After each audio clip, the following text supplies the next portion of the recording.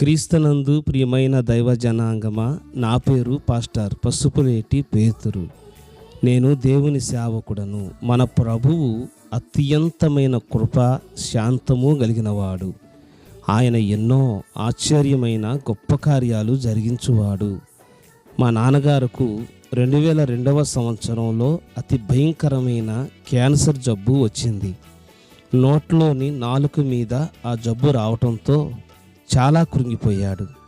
ఇంచుమించుగా ఆ జబ్బుకు 25 కరెంట్లు పెట్టారు. డాక్టర్లు చాలా బాధపడ్డారు. యవన కాలంలో ఇతనికి వచ్చింది, ఇతడు చాలా కృంగిపోయి ఉన్నాడు, ఇతనికి ఈ వయసులో రావటం చాలా చింత అని చెప్పి వాళ్ళు ఎంతో బాధపడిన సమయం అది. మమ్మల్ని చూసి పంటలు పైరులను చూసి ఎంతో దుఃఖపడేవాడు మా నాన్నగారు. నేను ఇప్పుడే చనిపోతే నా పిల్లల పరిస్థితి ఏమిటి అని కృంగిపోయాడు. యేసుక్రీస్తు ఎవరో తెలియదు, కానీ పండుగకు ప్రతి సంవత్సరం కానుకిచ్చేవాడు. ఒకరోజు ఆ వ్యాధి బాధకు తట్టుకోలేక తనకై తాను ఏదైనా హాని చేసుకుంటే బాగుండు అనుకునేవాడు. అలాగను చేసుకోకుండా ఆయనకు కాపలా ఉండాల్సి వచ్చేది మేము. ఒకరోజు మధ్యాహ్నం పూట ఆయన పండుకొని అనుకున్నాడు, ప్రభు, నీవెవరో నాకు తెలియదు, కానీ నీవు నన్ను స్వస్థపరిచితే నేను నిన్ను నమ్ముకుంటాను, నేను నిన్ను ఆరాధించుకుంటాను, నీ సాక్షిగా నేను ఉంటానయ్యా, నీవు నన్ను బాగు చెయ్యి అని చిన్న ప్రార్థన చేసుకున్నాడు. నిజంగా ఎప్పుడూ చేయని ప్రార్థన, ఎప్పుడూ వాక్యం వినని మనిషి మనసులో అనుకుంటే ప్రభు స్పందిస్తాడా అంటే అదే ప్రభుకున్న గొప్పతనం. ఆయన వింటాడు. ఆయన పేరు తలచినా చాలు ఆయన ఆలకిస్తాడు. నా యొద్దకు వచ్చువానిని నేనెంత మాత్రమును త్రోసివేయనన్నాడు ప్రభువు.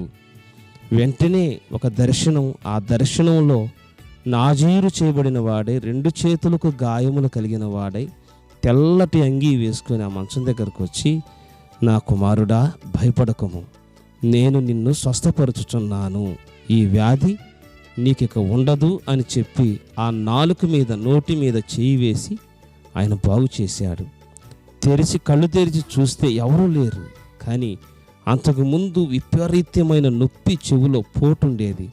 ఆ పోటంతా తగ్గిపోయింది. వైద్యుల దగ్గరికి వెళ్తే ఆశ్చర్యరకంగా నీకు స్వస్థత కలిగిందని చెప్పారు. నిజంగా మన ప్రభు ఎంత గొప్పవాడో. క్యాన్సర్ నుండి ప్రభు విడుదల చేశాడు. విడుదలే కాదు, తన సేవకు నన్ను పిలిచి సేవా దర్శనం ఇచ్చి సేవ చేసుకునే గొప్ప కృప ఇచ్చాడు. ఆయనకే మహిమ కలుగునగాక. హిజ్కియా జీవితంలో మరణకరమైన రోగం కలగగా యెషయా గ్రంథం 38వ అధ్యాయం 1వ వచనంలో హిజ్కియా దేవుని తట్టు తిరిగి ప్రార్థించినప్పుడు మరలా దేవుడు ఆయుష్ను పొడిగించాడు. ఈ సాక్ష్యం వాక్యం వింటున్న నా ప్రియమైనటువంటి సహోదరి, సహోదరుడా, నీ జీవితంలో ఎటువంటి బాధ అయినా ప్రభువుకు చెప్పు. ఆయన నీ కన్నీరును తుడిచి నిన్ను ఆదరించి నిన్ను ఆశీర్వదిస్తాడు, నీకు సహాయం చేస్తాడు. నీ జీవితంలో కూడా ఆత్మీయ మేలు ఎన్నో నువ్వు చూడగలవు. అట్టి కృప ప్రభువు నీకు దయచేయునుగాక. ఆమేన్.